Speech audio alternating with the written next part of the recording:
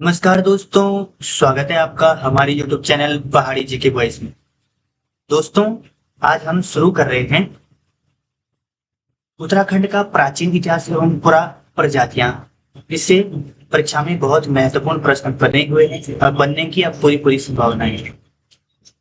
दोस्तों, अगर आप यूकेपीएससी, यूके ट्रिपल एससी, पटवारी, लेखपाल, पुलिस या किसी भी उत्तराखंड प्रतियोगी परीक्षा की तैयारी कर रहे हैं तो आज का यह वीडियो आपके लिए बेहद महत्वपूर्ण है, क्योंकि आज हमने उत्तराखंड के प्राचीन इतिहास की सबसे महत्वपूर्ण जनजातियों और चित्रित दूसरा जो मृतभांड संस्कृति के बारे में, जिनसे परीक्षा में बार बार प्रश्न पूछे जाते हैं, उसके बारे में एक विस्तृत नोट तैयार किए हैं।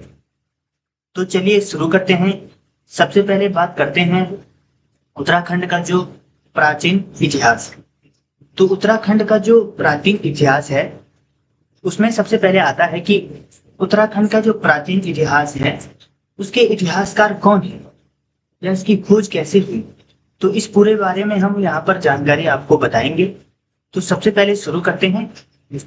तो दोस्तों, एक बहुत महत्वपूर्ण बात बता देता हूँ कि जितनी भी आपकी जो बुकें हैं, जैसा परीक्षावाड़ी हो गया, बीएस नेगी हो गया, अजय रावल जी हो गया, तो ये जितनी भी बुकें हैं इनके ये समायोजन, जितना भी उसमें इंपॉर्टेंट टॉपिक होंगे, इंपॉर्टेंट होंगे, उन सभी के समायोजन से उन सबको पढ़ के और उनसे महत्वपूर्ण टॉपिकों को, क्योंकि वही बुकें उत्तराखंड में ज्यादा चल रही हैं, तो उनके समायोजन से जितने भी प्रश्न बन रहे हैं उनको हमने इसके माध्यम से आपको बताया है। और जो बन रहे हैं, ऐसा नहीं कि आपको पूरा पढ़ना है, वही इसमें हमने दिखाए गए हैं जो परीक्षा की दृष्टि से बहुत महत्वपूर्ण है।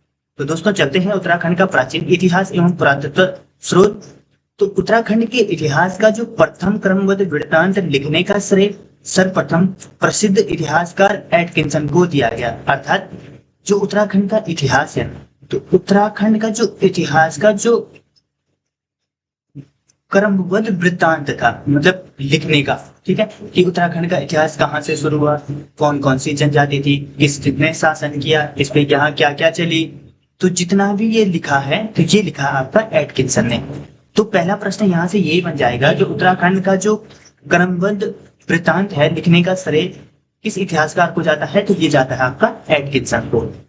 उन्होंने इस क्षेत्र के ऐतिहासिक और भौगोलिक विवरणों को संकलित करने का सराहनीय कार्य किया है। उन्होंने क्या किया है कि इस क्षेत्र के जो ऐतिहासिक में, इतिहास में होने वाली, जैसे अध्यैतिहासिक काल, प्राचीन काल, और जितना भी प्राचीन काल से या ऐतिहासिक काल से जितना भी जानकारी थी, इन्होंने उसके विवरणों को, भौगोलिक, यहाँ के जो यहाँ का मौसम, वातावरण, यहाँ के बारे में सभी पे एक सराहनीय विवरण तैयार किया है। और इन्होंने इसका जो संकलन है, विवरणों का संकलन, बहुत सराहनीय कार्य इसके लिए किया है, ठीक है। उत्तराखंड में पुरातत्व की दिशा को आगे बढ़ाने तथा वैज्ञानिक दृष्टिकोण प्रदान करने में अनेक विद्वानों का अमूल्य योगदान है, जिनमें मुख्य रूप से डॉक्टर यशवंत सिंह पढ़ौर, डॉक्टर यशोधर मठवाल, मनमोहन जोशी और मदन भट्ट, शिव प्रसाद डबराल एवं के पी नौटियाल। इसमें जो आपका डॉक्टर यशवंत सिंह पढ़ौर जी हैं, ये बहुत महत्वपूर्ण, इनसे एक प्रश्न जरूर बनता है, तो इसलिए आप याद रखना। और डॉक्टर यशोधर मठवाल जी से भी और शिव प्रसाद डबराल से भी, ठीक है। तो सबसे इसमें महत्वपूर्ण है आपका डॉक्टर यशवंत सिंह पढ़ौर जी से प्रश्न बनने की बहुत ज्यादा संभावना रहती है। तो इन्होंने क्या किया है कि इतिहासकारों से विभिन्न स्थलों पर उत्खनन कर राज्य के ऐतिहासिक आधार को सुदृढ़ किया है। तो इन्होंने क्या किया कि जो उत्तराखंड के जो विभिन्न स्थान हैं, वहां से उत्तराखंड की जो जानकारी है, जैसे ओखली वाले गड्ढे हो गए, इस प्रकार की खोजें, तो इनका उसमें बहुत ज्यादा योगदान है। उत्तराखंड की जो विवरण है उसको इकट्ठा करने में, ठीक है। इतिहासकारों के विभिन्न स्थलों का उत्खनन कर राज्य के ऐतिहासिक आधार को क्या किया है, सुदृढ़ किया है। तो अब यहाँ से मैं बता देता हूँ, सबसे पहले इतिहास का जो क्रमबद्ध विवरण लिखने वाले हैं वो एटकिंसन है, यहाँ से यही प्रश्न बनेगा।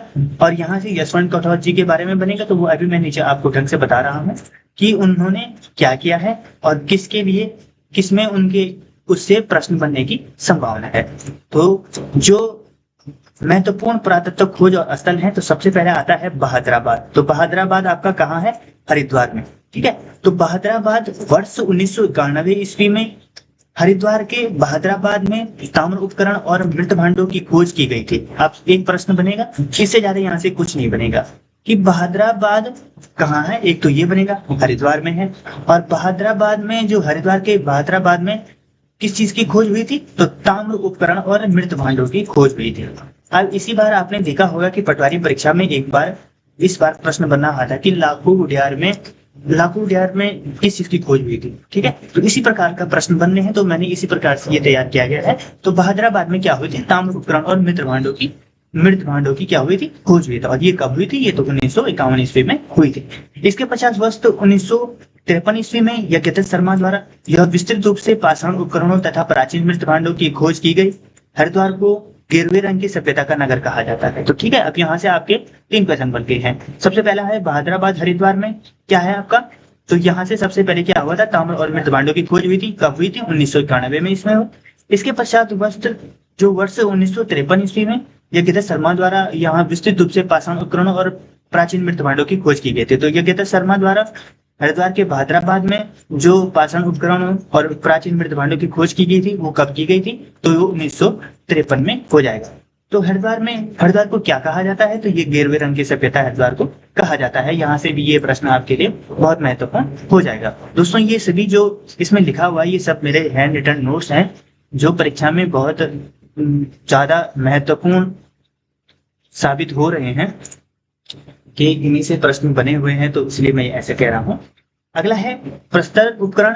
तो जो प्रस्तर उपकरण होते हैं, तो उत्तराखंड के विभिन्न क्षेत्रों से प्राप्त प्रस्तर उपकरण जैसे स्क्रैपर, छैनी, खैनी, खन्नी आदि। ठीक है, तो ये क्या होते हैं, इतिहासकारों ने फ्लैग वर्ग में रखा गया। तो जो प्रस्तर उपकरण होते हैं, तो इनको किस वर्ग में रखा है, तो पहला ये हो गया, ये फ्लैग वर्ग में रखा गया है। इसके अंतर्गत वर्गीकृत किया गया है, जो मुख्य रूप से आदि ऐतिहासिक काल से संबंधित है। अब देखो, ये प्रश्न बन गया यहाँ पे, आप देख लो इसको ध्यान से। यही प्रश्न इसी प्रकार से बनने हैं कि स्क्रैपर्स, छैनी और खन्नी जो है वो किस काल से संबंधित है।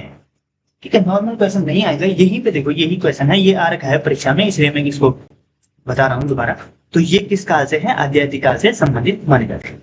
अगला है रॉक पेंटिंग, जो शैल चित्र है, अल्मोड़ा जिले से प्रसिद्ध हटवाल घोड़ा शैल चित्र। ठीक है, तो हटवाल जो घोड़ा का शैल चित्र था, वो किस जिले में है, तो अल्मोड़ा में। एक प्रश्न इसको जरूर याद रखना, इसी प्रकार के प्रश्न हैं। ठीक है, अल्मोड़ा जिले में क्या है, हटवाल घोड़ा शैल चित्र है, तथा उत्तरकाशी जिले से क्या है आपका, हुडुंगा शैल चित्र। ठीक है, हुडुंगा शैल चित्र कहाँ से मिला है आपका, उत्तरकाशी से। तो यही प्रश्न है, इसलिए आप इनको बिल्कुल भी स्किप मत करना। तो हुडुंगा जो शैल चित्र प्राप्त हुए, ये उत्तरकाशी से हुए थे, और अल्मोड़ा जिला जो प्रसिद्ध है, ये हटवाल घोड़ा शैल चित्र के लिए प्रसिद्ध है। ठीक है, इसके अतिरिक्त द्वारहाट में स्थित मुनियों के ढाई हाथ का पर्वत। द्वारहाट में क्या मिला आपका, मुनियों के ढाई पर्वत पर प्राचीन कालीन शैल चित्र के अत्यंत महत्वपूर्ण अवशेष मिले। अब द्वारहाट कहाँ है, तो द्वारहाट आपको कमेंट में बताना है कि द्वारहाट कहाँ है। तो द्वारहाट में स्थित जो मुनियों के ढाई पर्वत, ठीक है, क्योंकि ये आएगा जरूर, आप देख लेना इसको। ठीक है, तो मुनियों के ढाई पर्वत जो प्राचीन शैल चित्र है, अत्यंत महत्वपूर्ण है, द्वारहाट में है। ठीक है, हटवाल घोड़ा जो शैल चित्र है, ये उत्तरकाशी में है, और हुडुंगा शैल चित्र जो हटवाल घोड़ा है वो अल्मोड़ा में है, और जो हुडुंगा शैल चित्र है वो आपका उत्तरकाशी में है। अगला आ जाएगा आपका उत्तराखंड पुरातत्व के जनक तथा पाषाणकालीन अवशेष जो हैं। तो अभी मैं इनको विस्तृत जानकारी आपको इसके बारे में देने वाला हूँ। इसमें आप देखोगे, अभी अगर आपने प्रीवियस पेपर लगाए होंगे, कभी मॉक टेस्ट लगाए होंगे, तो मॉक टेस्ट में आपको वो सभी प्रश्न यहाँ आपको मिलने वाले हैं जो मॉक टेस्ट में पूछे जाते हैं। तो हम आपको बताने वाले हैं इनके बारे में ढंग से, विस्तृत तरीके से। तो उत्तराखंड में पुरातत्व का जनक किसे कहा जाता है, तो पहला प्रश्न यही हो जाएगा आपका, हैनवुड। तो ये प्रश्न परीक्षा में पूछा जा चुका है। तो उत्तराखंड में पुरातत्व का जनक जिसे कहा जाता है वो है हैनवुड को माना जाता है। हैनवुड ने सर्वप्रथम 1856 ईस्वी में चंपावत के देवीधुरा, तो देवीधुरा कहाँ है आपका, चंपावत में। हैनवुड ने 1856 में क्या किया, देवीधुरा नामक स्थान पर महापाषाणकालीन पुरावशेषों, ठीक है, की खोज कर उत्तराखंड के पुरातत्व की नींव रखी। तो हैनवुड ने महापाषाणकालीन पुरावशेषों की खोज कब की, तो 1856 में। कहाँ की, चंपावत के देवीधुरा में। तो यहाँ से इतना ही बनेगा। पश्चिमी रामगंगा घाटी के नौलाग्राम में, तो नौलाग्राम ये बहुत प्रसिद्ध है आपका। तो पश्चिमी जो रामगंगा घाटी है, वहां नौलाग्राम में प्रसिद्ध इतिहासकार डॉक्टर यशोधर मठवार, ठीक है, डॉक्टर यशोधर मठवार, तो ये अभी मैंने आपको बताया था, तो इनके बारे में अभी बताने वाला हूँ। तो पश्चिमी रामगंगा घाटी के नौलाग्राम में प्रसिद्ध इतिहासकार डॉक्टर यशोधर मठवाल ने पाषाणकालीन अवशेषों के अंतर्गत व्यापक स्तर पर 73 कपमार्स पोखली की खोज की। इसके अतिरिक्त रामगंगा घाटी में स्थित महरूड़ी उद्यान भी प्राचीन पुरातत्व तात्विक स्रोत के लिए अत्यंत प्रसिद्ध है। तो वर्ष 1998 ईस्वी में कुमाऊं विश्वविद्यालय द्वारा रानीखेत के समीप स्थित धनगल गांव में डॉक्टर एम.पी. जोशी एवं डॉक्टर डी.एन. नेगी के संरक्षण में महत्वपूर्ण पुरातत्व उत्खनन कार्य संपन्न कराया गया। तो आपको मैं बता देता हूँ, जो पश्चिमी रामगंगा घाटी के नौलाग्राम में प्रसिद्ध इतिहासकार जो डॉक्टर यशोधर मठवाल हैं, इन्होंने क्या किया कि पाषाणकालीन जो अवशेषों के अंतर्गत व्यापक स्तर पर 73 कपमार्क्स ओखलियों की खोज की। तो 73 कपमार्क्स ओखलियों की खोज किसने की? तो डॉक्टर यशोधर मठवाल। ठीक है, इसको एक प्रश्न अलग कर दो। उसके बाद तो नौलाग्राम से जो प्रसिद्ध इतिहासकार हैं वो कौन है? डॉक्टर यशोधर मठवाल आ जाएगा। 4 ऑप्शन अलग से आ जाएंगे, तो ये आपको जरूर समझना है। ठीक है, इसके अंतर्गत जो रामगंगा घाटी में स्थित महरूड़ी उद्यान भी प्राचीन पुरातात्विक साक्ष्यों के लिए अत्यंत प्रसिद्ध है और वर्ष 1998 ईस्वी में कुमाऊं विश्वविद्यालय द्वारा रानीखेत के समीप स्थित धनगल गांव में डॉक्टर एम.पी. जोशी एवं डॉक्टर डी.एस. नेगी के संरक्षण में महत्वपूर्ण पुरातात्विक उत्खनन कार्य संपन्न कराया गया है। ठीक, तो यहाँ से ये महत्वपूर्ण ये है ये मैंने आपको बता दिया। और महरूड़ी उद्यान जो है ये रामगंगा घाटी में स्थित है, ये भी मैंने आपको बता दिया। 1998 ईस्वी में कुमाऊं विश्वविद्यालय द्वारा रानीखेत के समीप स्थित धनगल गांव में डॉक्टर एम.पी. जोशी एवं डॉक्टर डी.एस. नेगी के संरक्षण में महत्वपूर्ण पुरातात्विक उत्खनन किया गया। उत्तराखंड से प्राचीन लौह उपकरणों में सर्वाधिक प्राचीन उपकरण लौह फलक। ठीक है, तो सर्वाधिक जो प्राचीन उपकरण है वो क्या है? आपका लौह फलक को माना जाता है। और धातु युग के साक्ष्यों के अंतर्गत वर्ष 1999 ईस्वी में नैनीताल क्षेत्र में 5 ताम्र मानव आकृति की खोज की गई थी और नैनीताल के ही मंगोलियन शैल चित्र का सीधा संबंध भी पाषाणकालीन तथा ताम्रकालीन संस्कृति से जोड़ा जाता है। ठीक है, तो धातु युग के साक्ष्यों के अंतर्गत वर्ष 1999 में नैनीताल में 5 ताम्र पत्थरों की आकृति की खोज की गई थी। एक क्वेश्चन ये आप नोट कर दो और दूसरा ये आप नोट कर दो कि उत्तराखंड में प्राचीन लौह उपकरण में सर्वाधिक प्राचीन उपकरण क्या है? तो वो है आपका लौह फलक। ठीक है, वर्ष 1986 में अल्मोड़ा जनपद में से भी एक महत्वपूर्ण ताम्र उपकरण प्राप्त हुई थी। ठीक, तो 1986 में अल्मोड़ा जनपद से भी एक महत्वपूर्ण ताम्र उपकरण प्राप्त हुई थी। अब आता है आपका ऐतिहासिक अन्वेषण एवं शैल चित्र संस्कृति। तो यहाँ से आपके बहुत ही महत्वपूर्ण प्रश्न बनने वाले हैं, तो मैं आपको ये बताने वाला हूँ। सबसे पहला है आपका मोरध्वज उत्खनन। ठीक है, तो मोरध्वज उत्खनन जो है तो कोटद्वार के समीप स्थित मोरध्वज पुरातत्व का उत्खनन वर्ष।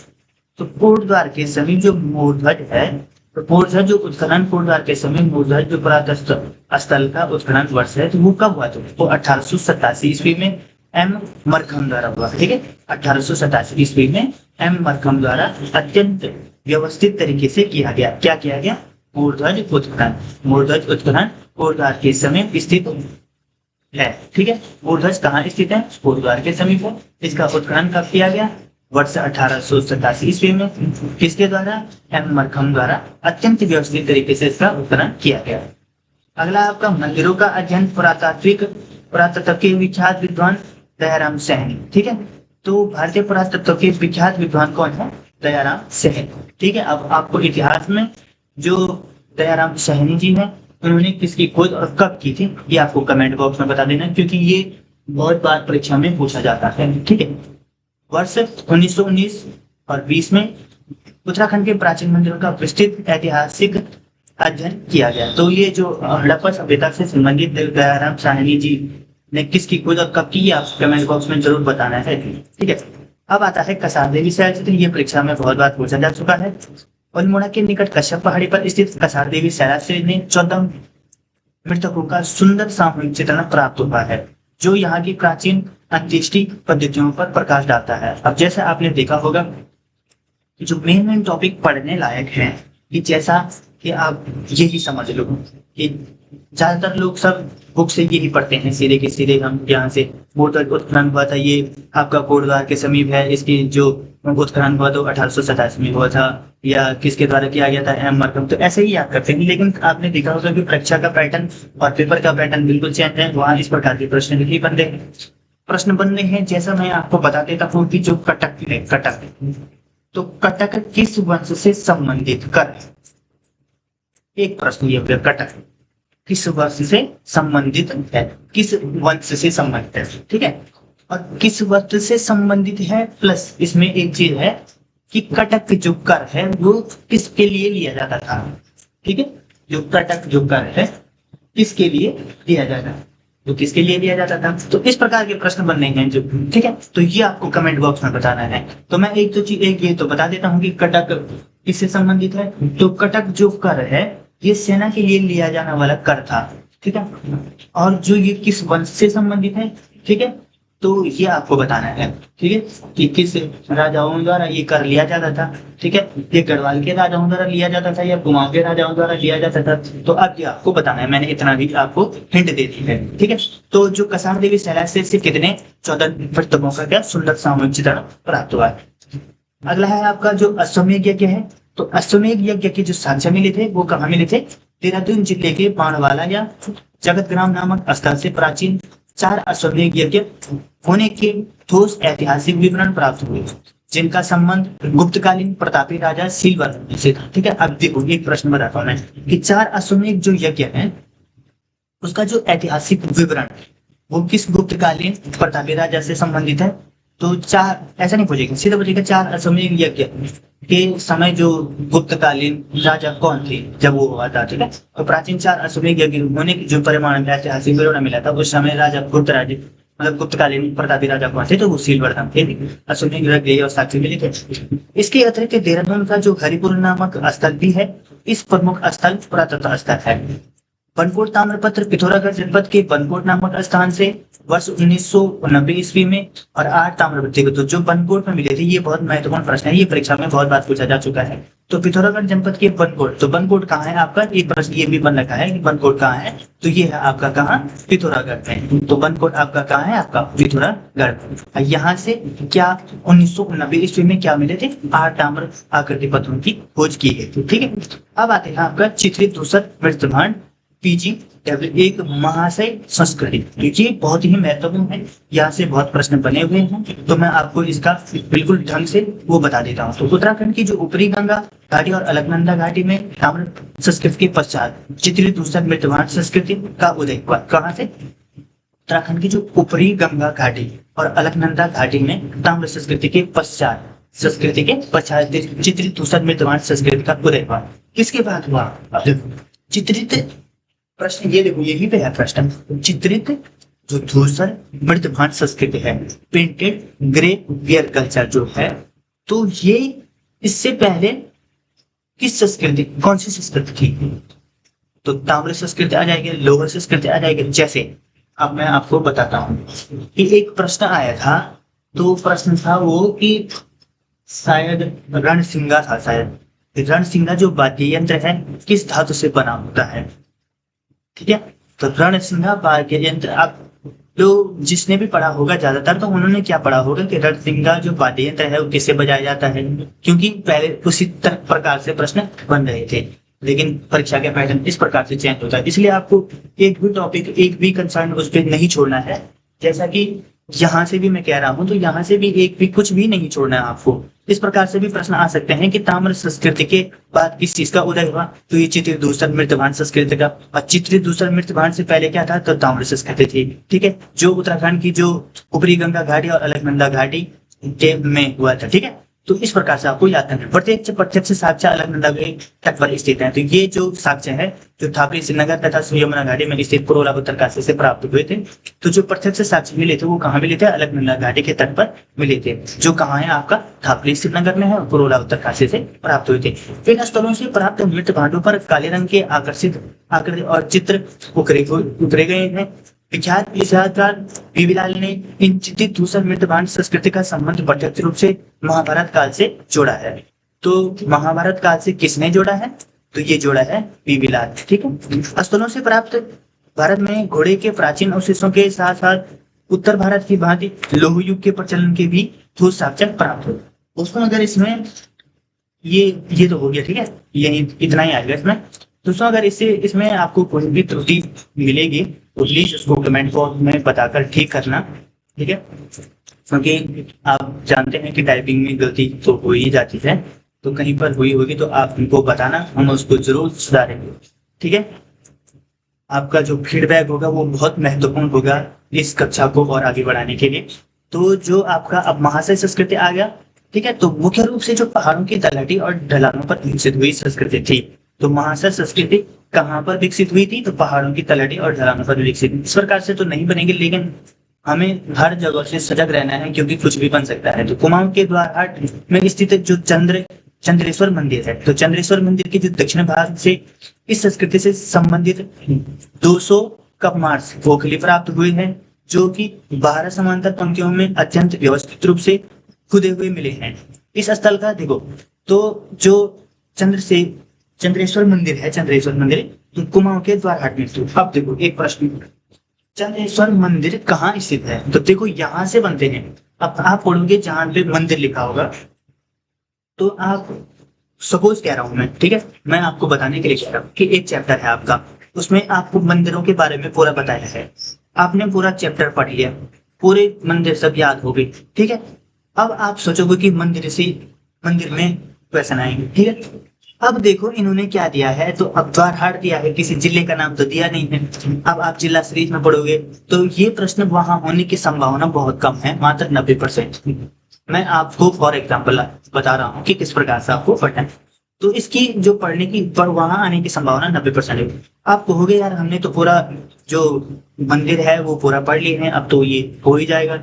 लेकिन अगर यहाँ से बनेंगे, क्योंकि बनते ऐसे ही हैं, ठीक है, अब सिलेबस ही से बना है, बाहर से तो बना नहीं है। तो इस प्रकार का कंफ्यूजन ना हो, इसलिए आपको एक एक पॉइंट बिल्कुल बहुत अच्छे विस्तृत तरीके से लेकर चलना है। तो कुमाऊं के जो द्वारहाट मंदिर में स्थित चंद्रेश्वर मंदिर में के दक्षिण भाग में स्थित संस्कृति से संबंधित कितने 200 कपमार्स खोखली के प्राप्त हुए थे, जो कि 12 समांतर पंक्तियों में अत्यंत व्यवस्थित रूप से खुदे हुए मिले हैं। इस स्थल का जो सर्वप्रथम खोज वर्ष 1877 ईस्वी में तिब्बत करना द्वारा की गई थी, ठीक है। तो प्रख्यात जो इतिहासकार थे, प्रख्यात इतिहासकार डॉक्टर MP जोशी, ठीक है, महेश्वर जोशी ने कहा जाता है, कुमाऊं क्षेत्र में प्राप्त महासरकालीन कपमार्सों की खोज 7 मुख्य भागों में विभाजित किया है और इनका जो संबंध है वो प्राचीन टॉक एवं मूल्य जनजातियों से स्थापित किया है।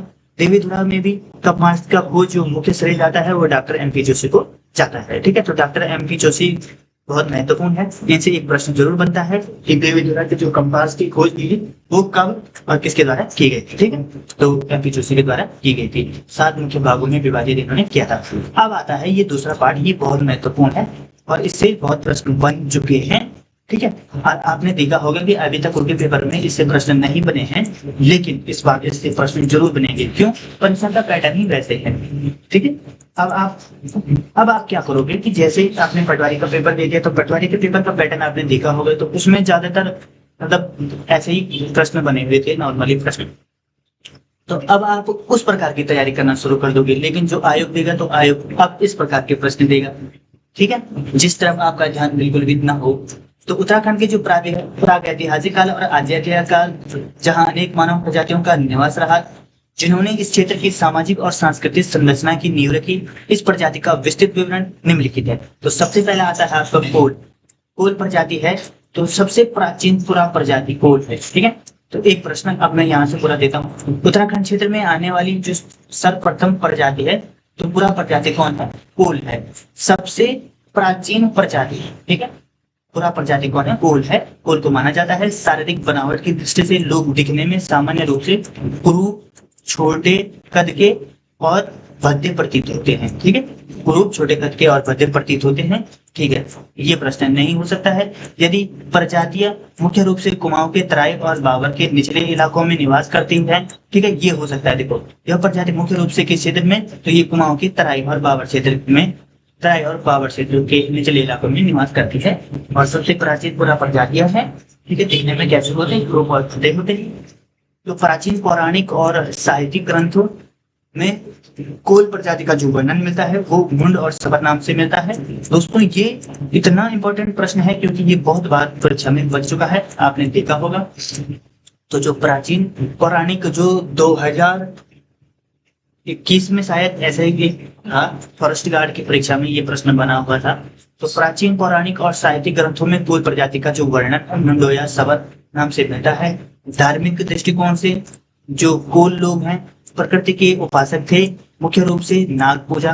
ठीक है, अब देखो प्राचीन पौराणिक साहित्यिक ग्रंथों में कोल प्रजाति का वर्णन मिलता है तो वो किस नाम से मिलता है? मुंड और सबर नाम से मिलता है। ठीक है, तो आपका ये सेक्शन हो गया। उसके बाद क्या आएगा कि धार्मिक दृष्टिकोण से, क्या कहा मैंने कि धार्मिक दृष्टिकोण से जो कोल लोग हैं, ठीक है, जो कोल लोग हैं प्रकृति के उपासक किस किस देवता को पूजते थे? तो नाग देवता, लिंग पूजा और वृक्ष पूजा। ठीक है, नाग, लिंग और वृक्ष पूजा करते थे। इनके समाज में सामाजिक कुप्रथाओं के अंतर्गत कुमारी तथा बहुविवाह प्रथा प्रचलित थी। अब इनके जो समाज में जो सामाजिक कुप्रथाओं के अंतर्गत कौन कौन सी कुप्रथाएं थी? एक कुमार कुमारी प्रथा था, ठीक है, कुमारी प्रथा तथा बहुविवाह प्रथा। ठीक है, ये किस देवता की पूजा करते थे? तो ये नाग पूजा, लिंग पूजा और वृक्ष पूजा करते थे। प्राचीन पौराणिक जो साहित्यिक ग्रंथों में कोल प्रजाति का जो वर्णन मिलता है वो किस नाम से मिलता है? तो वो आपका मुंड और सबर नाम से मिलता है। ठीक है, तो मुंड और सबर नाम से मिलता है। जो ऐतिहासिक साक्ष्यों के अनुसार जो नेपाल में भी जो कोलिया गणतंत्र के शासक की महत्वपूर्ण जानकारी प्राप्त होती है तो वो प्रसिद्ध इतिहासकार शिव प्रसाद डबराल ने कोलिया मुंड जाति को संपूर्ण भारत तथा हिमालय क्षेत्र की प्राचीनतम कोल प्रजाति के रूप में स्वीकार किया है। ठीक है, तो शिव प्रसाद डबराल ने क्या कहा है कि जो कोल प्रजाति है वो संपूर्ण भारत तथा हिमालय क्षेत्र की सबसे प्राचीनतम मूल प्रजाति के रूप में इसे स्वीकारा। ठीक है, देखिए आपके लिए बहुत ही महत्वपूर्ण प्रश्न है। अब आता है अब अगला, तो मैं यहाँ से आपको पूरी प्रश्न बता देता हूँ कि उत्तराखंड क्षेत्र में आने वाली सर्वप्रथम प्राचीन पुरा प्रजाति कौन सी है? तो वो है आपका कोल। पुरा प्रजातियों को के जो शारीरिक बनावट है कैसे होते हैं? क्रूप और बद्धे होते हैं। और फिर आता है कि वो ये प्रजाति मुख्य रूप से किस क्षेत्र में रहती है? तो कुमाऊं के तराई और बावर क्षेत्र के निचले इलाकों में रहती है। प्राचीन पौराणिक साहित्यिक ग्रंथों में कोल प्रजाति का वर्णन किस नाम से मिलता है? तो इन्हें मुंड और सबर नाम से जाना जाता है। धार्मिक दृष्टिकोण से कोल लोग किसके उपासक थे? तो नाग पूजा, मुख्य रूप से ये नाग पूजा करते थे, लिंग पूजा और वृक्ष पूजा करते थे। सामाजिक जो इनमें कुप्रथाएं थी वो क्या थी? कुमारी प्रथा और बहुविवाह प्रथा, इनमें जो ये कुप्रथा थी। ठीक है, आगे चलकर जो भूटान की संस्कृति का प्रभाव भी इसमें देखा गया है। तो जो कोल प्रजाति में क्या हुआ था कि भूटान के जो भूटिया लोग थे उनकी संस्कृति का प्रभाव भी इसमें देखा गया था। तो ये प्रश्न इसमें बनने वाले हैं। अब आता है आपका अगला किरात प्रजाति। किरात प्रजाति परीक्षा की दृष्टि से बहुत महत्वपूर्ण, इससे बहुत प्रश्न बने हुए। तो उत्तराखंड में कोलों के पश्चात किरात प्रजाति का आधिपत्य स्थापित हुआ। अब देखो सबसे पहले कोल, फिर किरात और उसके बाद आएगा खस। ठीक है, तो पहले आप इसको याद कर लो कि उत्तराखंड में जो कोलों के पश्चात किरात प्रजाति का जो आधिपत्य स्थापित हुआ तो साहित्यिक साक्ष्यों और स्थानीय परंपराओं में इन्हें किन्नर अथवा कीर के नाम से भी जाना जाता है। ठीक है, तो उत्तराखंड में जो कोलों के पश्चात किरात प्रजाति का आधिपत्य स्थापित हुआ है तो साहित्यिक जो साक्ष्यों और स्थानीय परंपराओं में इन्हें क्या कहा जाता है? किन्नर और कीर भी कहा जाता है। तो कीर जो आप देखो उत्तराखंड में आने वाली दूसरी प्रजाति कौन सी है? किरात। पहली कौन सी है? कोल। सबसे प्राचीन कौन सी है? कोल। ठीक है, जो कोल प्रजाति है, सॉरी जो किरात प्रजाति है उसे स्थानीय परंपराओं में इसे किस नाम से जाना जाता है? तो किन्नर या कीर के नाम से इन्हें जाना जाता है। ठीक है, तो हिंदू धर्म ग्रंथ स्कंद पुराण में, ठीक है, स्कंद पुराण में किरातों के लिए किस शब्द का प्रयोग हुआ है? तो स्कंद पुराण में किरातों के लिए भिल शब्द का प्रयोग हुआ है। ठीक है, तो स्कंद पुराण में किरातों के लिए किस शब्द का प्रयोग हुआ है? भिल शब्द का प्रयोग हुआ है। और इनकी जो स्थानीय भाषा बोली जो मुख्य रूप से है मुंडा थी। अब देखो किरात प्रजाति की जो मुख्य भाषा थी तो वो क्या थी? आपकी मुंडा थी। तथा इनका जो मुख्य प्रिय खाद्य है वो क्या है? सत्तू। सत्तू क्या है? इनका मुख्य प्रिय खाद्य है। अब यहाँ के पूरे क्वेश्चन आपको मैं बता देता हूँ। उत्तराखंड में कोलों के पश्चात, कोलों के बाद कौन आती है? किरात प्रजाति। कोलों के बाद दूसरी प्रजाति कौन है? किरात प्रजाति। साहित्यिक और स्थानीय परंपराओं में उन्हें क्या कहा जाता है? किन्नर या कीर नाम से जाना जाता है। हिंदू धर्म ग्रंथ में स्कंद पुराण में किरातों के लिए किस शब्द का प्रयोग है? तो भील शब्द का प्रयोग है। इनकी भाषा तथा बोलियां मुख्य रूप से क्या है? तो इनकी जो भाषा है मुंडा है। ठीक है, इनका प्रिय जो खाद्य है वो क्या है? सत्तू। पूरा यहाँ से क्लियर हो गया होगा आपका। किरात मूलतः एक भ्रमणकारी जानते हो, घुमंतु जिन्हें कहा जाता है। इन्हें हम घुमंतु नहीं कह सकते, लेकिन एक भ्रमणकारी जो घूमने वाले होते हैं जो, तो पशुपालक और आखेटक शिकारी प्रजाति थी। ठीक है, ये पशुपालक थी और शिकारी प्रजाति थी। महाभारत के वन पर्व में देखो, ये एक महत्वपूर्ण प्रश्न यहाँ से नोट कर लो, के अंतर्गत एक अत्यंत महत्वपूर्ण प्रसंग मिलता है जिसके अनुसार किरातों ने अपने प्रतापी नेता शिव किरात रूपी शिव के झंडे के नीचे एकत्रित होकर प्रसिद्ध पांडव पुत्र अर्जुन में भीषण युद्ध लड़ा था। यह युद्ध मध्य हिमालयों के त्रिलोकेदार नामक ऐतिहासिक स्थान पर हुआ था, जिसे वर्तमान में शिव प्रयाग के नाम से जाना जाता है। ठीक है, अब देखो यहाँ से भी आपको क्वेश्चन बता देता हूँ मैं। महाभारत के जो वन पर्व में क्या एक महत्वपूर्ण प्रसंग मिलता है। इनका जो किरातों के जो प्रतापी नेता हैं तो वो शिव के उपासक थे। शिव किरात रूपी शिव के झंडे के नीचे क्या हो गया था? इन्होंने महाभारत में झंडे के नीचे पांडव पुत्र जो अर्जुन थे तो भीषण युद्ध लड़ा था इन्होंने अर्जुन से। ठीक है, और युद्ध के माध्यम से बिल्लव केदार नामक ऐतिहासिक स्थान पर हुआ था, जो इनका मध्य हिमालय के बिल्लव केदार नामक ऐतिहासिक स्थल पर यह युद्ध हुआ था, जिसे वर्तमान में शिव प्रयाग कहा जाता है। तो किरातों से जो अर्जुन का युद्ध हुआ था वो किस स्थान पर हुआ था? तो शिव प्रयाग में हुआ था। अगर ऑप्शन में शिव प्रयाग और बिल्लव केदार दोनों आ गए तो तब आप कौन सा आंसर लिखोगे? कमेंट बॉक्स में आप बता दें। ठीक है, अगला है आपका किरातों के ऐतिहासिक निवास और समाज की पुष्टि। महाकवि बाणभट्ट की प्रसिद्ध कृतियां कादम्बरी तथा महाकवि कालिदास के सुप्रसिद्ध महाकाव्य रघुवंश से ही भी होती है। ठीक है, तो जो किरातों के ऐतिहासिक निवास की जो पुष्टि होती है वो जो प्रसिद्ध कृति कादम्बरी तथा महाकवि कालिदास के सुप्रसिद्ध महाकाव्य रघुवंश। ठीक है, तो जो रघुवंश काव्य है वह किस कवि का है? आपने देखा होगा इस प्रकार के प्रश्न आ रहे हैं, तो मैं यहाँ पे आपको डिफाइन करा देता हूँ। तो रघुवंश जो महाकाव्य है वो किसका है? कालिदास जी का है। वर्तमान समय में पिथौरागढ़ जनपद के अस्कोट एवं डीडीहाट नामक स्थान पर निवास करने वाली राजी या अन्य उपजातियां इन्हीं किरातों की पृथक वंश मानी जाती है। तो जो अस्कोट एवं डीडीहाट, तो अस्कोट कहाँ है आपका और डीडीहाट कहाँ है, ये भी आपको कमेंट बॉक्स में बताना है। ठीक है, तो अस्कोट कहाँ है आपका और डीडीहाट कहाँ है, कमेंट बॉक्स में आपको जरूर बताना है। तो राजी व अन्य उपजातियां इन्हीं किरातों की पृथक वंश मानते हैं। प्रसिद्ध भाषाविद जॉर्ज गिरियर्सन ने किरातों को ही हिमालय क्षेत्र की प्राचीनतम जाति माना है। महान राहुल सांकृत्यायन ने अपने प्रसिद्ध ग्रंथ, तो राहुल सांकृत्यायन का एक प्रसिद्ध ग्रंथ है, उसका नाम है हिमालय परिचय में उल्लेख किया है कि किरातों में संयुक्त परिवार प्रणाली, पुनर्जन्म में विश्वास तथा चादर धोना व अंधविश्वास का अत्यधिक प्रचलन था। यूनानी इतिहासकार मेगास्थनीज की जो कालजयी पुस्तक इंडिका में भी किरातों के संबंध में महत्वपूर्ण जानकारी मिलती है। अब देखो यूनानी इतिहासकार जो मेगास्थनीज थे, तो मेगास्थनीज की जो पुस्तक थी उसका नाम था इंडिका। ये बहुत महत्वपूर्ण प्रश्न है। तो मेगास्थनीज की जो पुस्तिका थी वो क्या है? इंडिका थी। ये बहुत महत्वपूर्ण है। राहुल सांकृत्यायन का जो प्रसिद्ध ग्रंथ था हिमालय परिचय, ये आपको याद रखना है। और जो जॉर्ज गियर्सन है, जो इन्होंने क्या किया था, हिमालय क्षेत्र की प्राचीन जाति माना था किसको? किरातों। ठीक है, तो इस तरह से यहाँ का आपका किरात का भी आपका पूरा हो गया। तो सबसे पहली प्रजाति आपके कोल हो गए, उसके बाद आपका क्या हो गया? किरात हो गया। अब उसके बाद आता है आपका खस।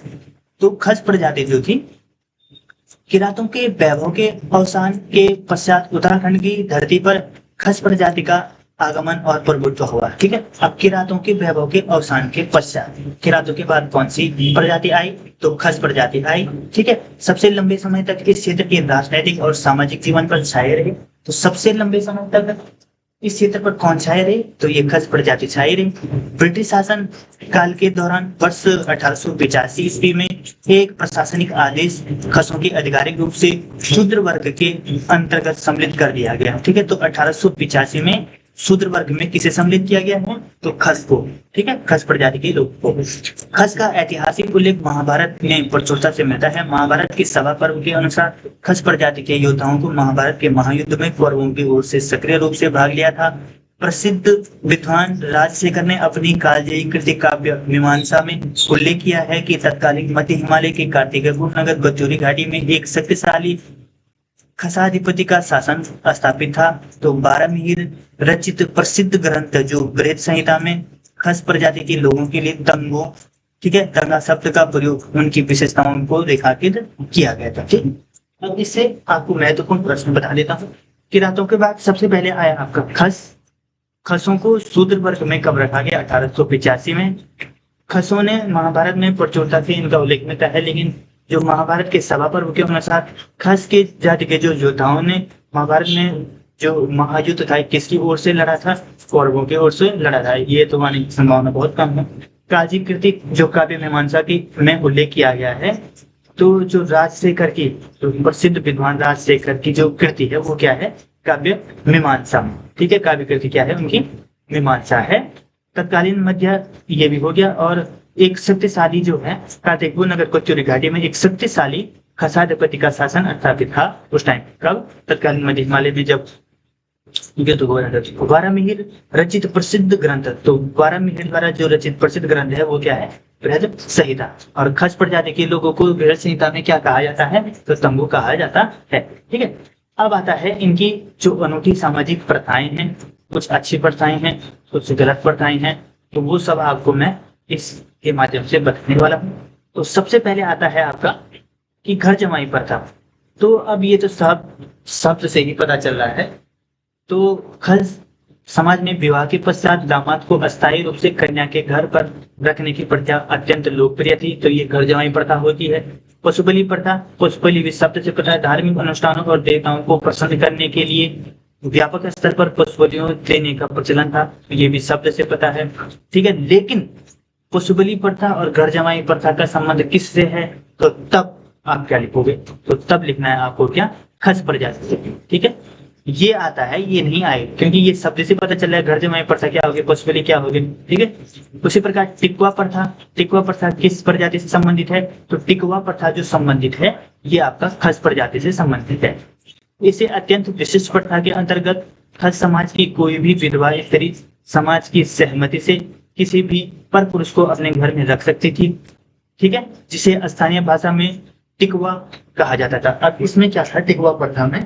तो इससे प्रश्न बन सकता था कि इसमें क्या होता था। तो टिकवा प्रथा जो थी, इस अत्यंत विशिष्ट जो प्रथा के अंतर्गत खस समाज की जो कोई भी विधवा स्त्री होती थी, अर्थात जिस स्त्री का पति नहीं है, तो वो स्त्री क्या कर सकती थी कि समाज की सहमति से किसी भी पर पुरुष को, अर्थात किसी भी दूसरे पुरुष को क्या कर सकती थी? अपने घर में रख सकती थी, जिसे स्थानीय भाषा में क्या कहा जाता है? टिकवा कहा जाता है। टिकवा। अब जटेला प्रथा क्या थी? अब जटेला प्रथा किससे संबंधित थी? तो जटेला प्रथा खस प्रजाति से संबंधित थी।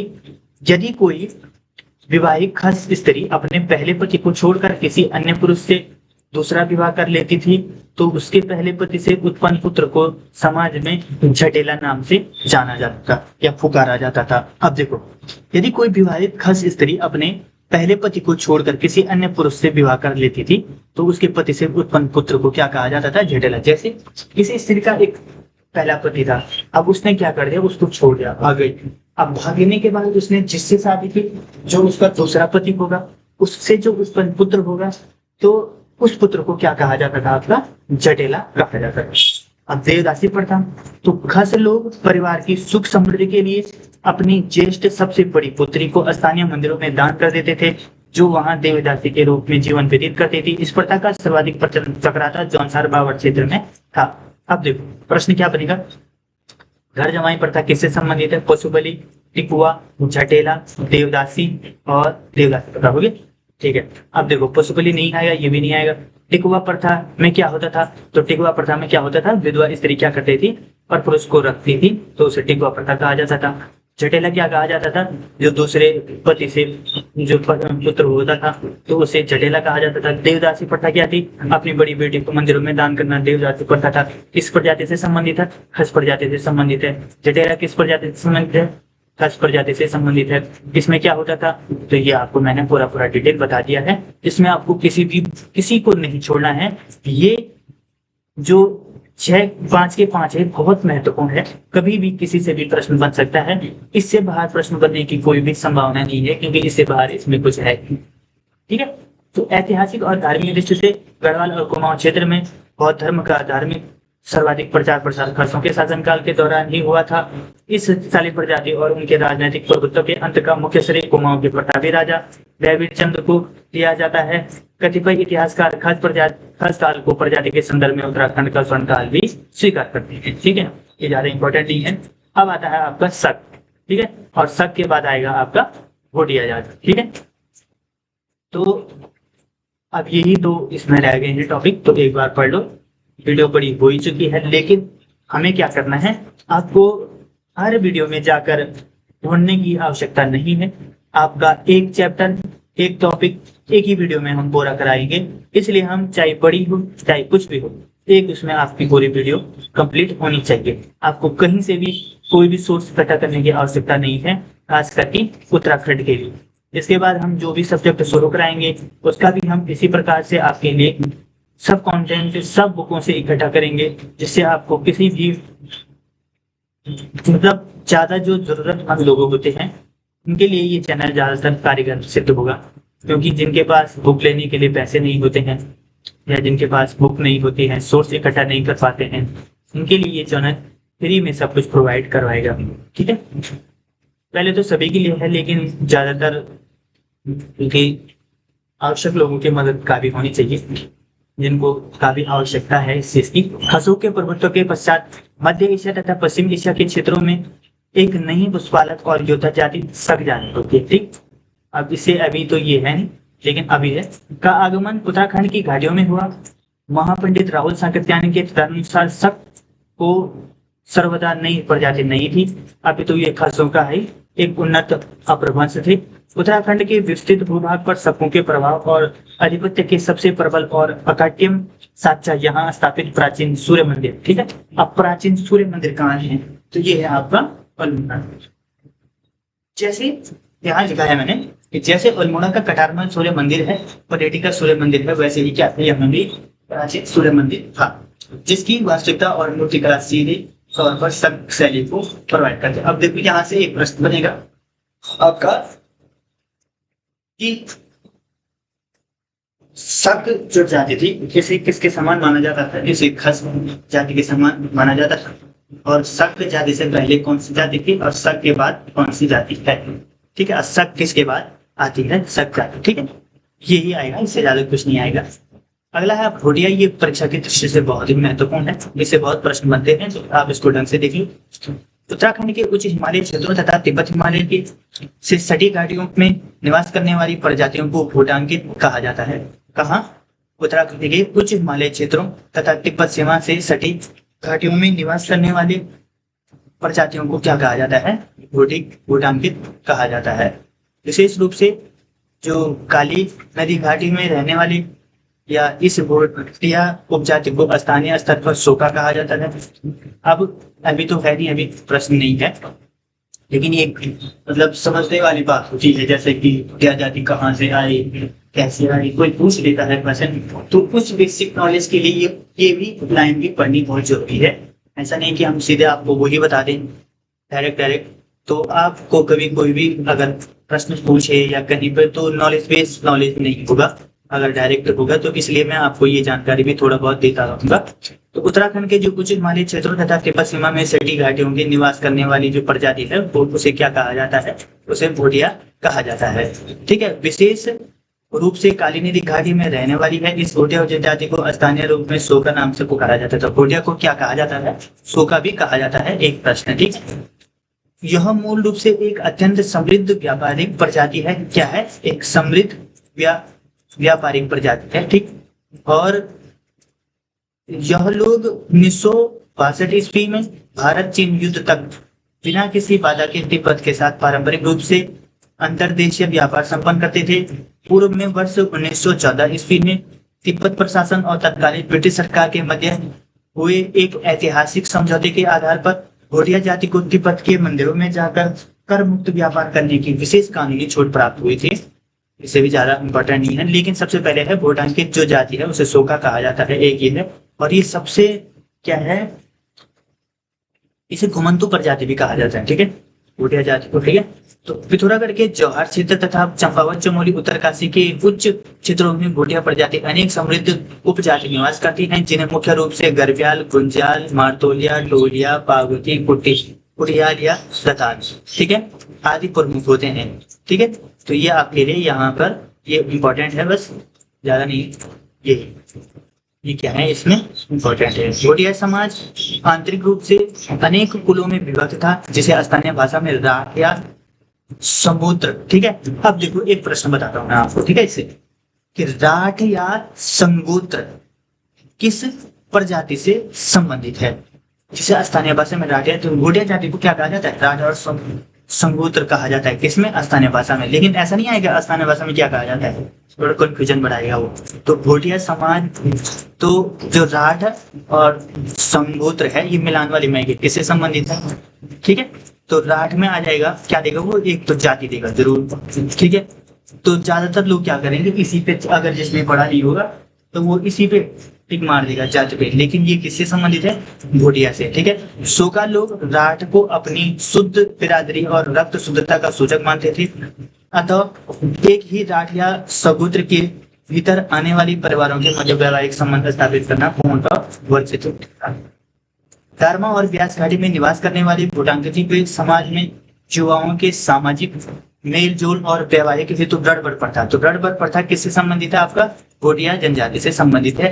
ये प्रश्न बहुत इंपॉर्टेंट है, परीक्षा में बहुत बार पूछा जा चुका है। रंगभंग प्रथा के समरूप का व्यापक प्रचलन था। धार्मिक मान्यताओं के अनुसार भूटिया लोग कृषि और जीवन की खुशहाली के लिए गुरमा देवता की पूजा करते थे। इनके जो देवता थे, कौन से देवता थे, गुरमा देवता। अब प्रश्न बनेगा कि गुरमा देवता क्या है, भूटिया लोग कृषि और जीवन की खुशहाली, गुरमा देवता का संबंध किससे है, तो कृषि और जीवन की खुशहाली, ऑप्शन दे देगा, ठीक है। इसी तरह से प्रश्न आएंगे, रणबड़ प्रथा किससे संबंधित है, रंगभंग प्रथा किससे संबंधित है, तो ये आपका भूटिया जनजाति से संबंधित है, ठीक है। और मुख्य रूप से वर्षा के देवता के रूप में क्या करते थे, इनकी पूजा करते थे। इसके अतिरिक्त जब उनका तिब्बत व्यापार दौरा सफलतापूर्वक समाप्त हो जाता था, तो व्यापार की निर्विघ्न समाप्ति के उत्सव के रूप में छबला देवता संपली की विशेष पूजा अर्चना करते थे। स्थानीय भाषा में भूटांकियों के संपूर्ण व्यापारिक काफिले या समूह को कुंज अथवा घुंगेर कहा जाता है। विभिन्न समाजशास्त्रियों और इतिहासकारों के अनुसार भूटिया जाति को उत्तराखंड की संपूर्ण जनजातियों में सबसे, देखो ये है, ये प्रश्न बहुत बार बन चुका है, इसमें सब कंफ्यूज हो जाते हैं। सबसे प्राचीन और अनूठी जनजाति होने का गौरव प्राप्त हुआ है।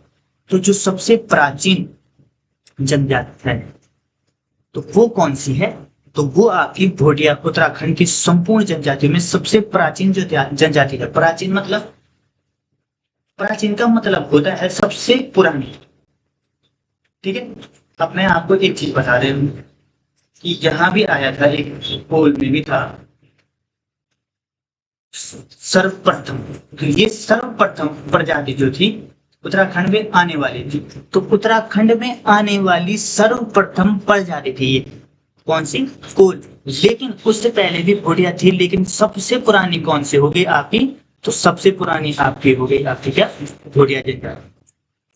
तो इस प्रकार से यहाँ से प्रश्न आपके बनेंगे। मैं इसमें आपको बता देता हूँ, भूटिया को सोका भी कहा जाता है एक, और दूसरा ये आदि प्रमुख नाम, ये तो अलग चीज होगी। राठ और संगोट क्षेत्र किससे संबंधित है, ठीक है। तो भूटिया समाज में ये कुल विभक्त हुए थे। राठ को ये अपना खून तक कहा जाता था। गुरमा देवता किससे संबंधित है, तो ये आपकी कृषि और जीवन खुशहाली, वर्षा की देवता की पूजा करते थे। ये छबला देवता, छबली देवता की पूजा, रणबड़ प्रथा किससे संबंधित है, और ये सबसे प्राचीन जो अनूठी जनजाति है, इसका गौरव किसको प्राप्त हुआ है, तो भूटिया प्रजाति को हुआ है। दोस्तों इसी तरह से जो प्राचीन इतिहास और ये जनजाति वाला जो टॉपिक है पूरा कंप्लीट हो चुका है। एक ही वीडियो के माध्यम से हमने बताया है, ऐसा नहीं कि हमने मतलब अलग अलग तरीके से ये क्या हो, एक ही उसमें आप एक ही वीडियो देखोगे, आपका पूरा प्रजाति से ये पूरा समाप्त हो जाएगा, ठीक है। दोस्तों अगर आपको ये वीडियो अच्छी लगती है तो वीडियो को लाइक शेयर सब्सक्राइब करना। अगर आप इस वीडियो पर नए हैं तो पहले चैनल को सब्सक्राइब कर बेल आइकन दबाना, जिससे उत्तराखंड की आने वाली सभी वीडियो, चाहे फॉर्म भरने से हो, चाहे आपका कोई नोटिफिकेशन आने से हो, चाहे करंट अफेयर से हो, कुछ भी जो लेटेस्ट न्यूज होगी, लेटेस्ट टॉपिक होंगे, सबसे पहले वो वीडियो आप तक पहुंच सके। तो अगर आपको वीडियो अच्छी लगी तो वीडियो को लाइक शेयर सब्सक्राइब जरूर करें। धन्यवाद।